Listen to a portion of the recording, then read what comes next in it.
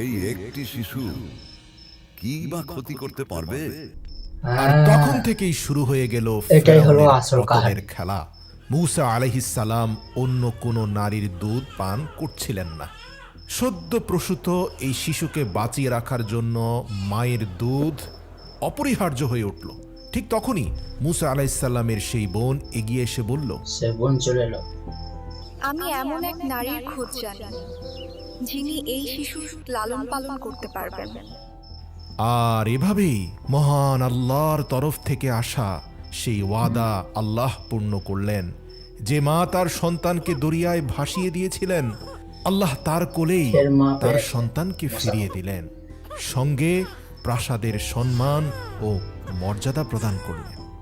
সময় পেরোতে লাগলো, মূসা আলাইহিস সালাম যুবক হয়ে উঠলেন। আল্লাহ বললেন, আর যখন সে পূর্ণ শক্তি ও প্রজ্ঞায় পৌঁছে গেল, আমি তাকে হিকমত ও জ্ঞান দান করলাম। একদিন মূসা আলাইহিস সালাম শহরে প্রবেশ করলেন। সেখানে তিনি দেখলেন দুই ব্যক্তি ঝগড়া করছে।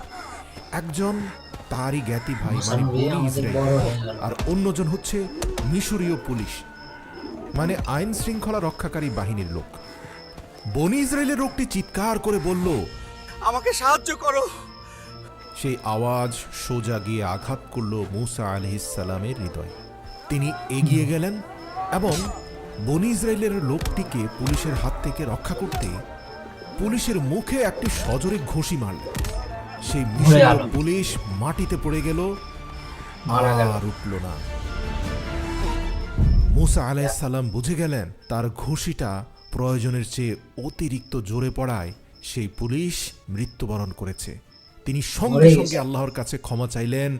কোরআনে আল্লাহ বলেন, আমি তাকে সাথে সাথে ক্ষমা করে দিলাম।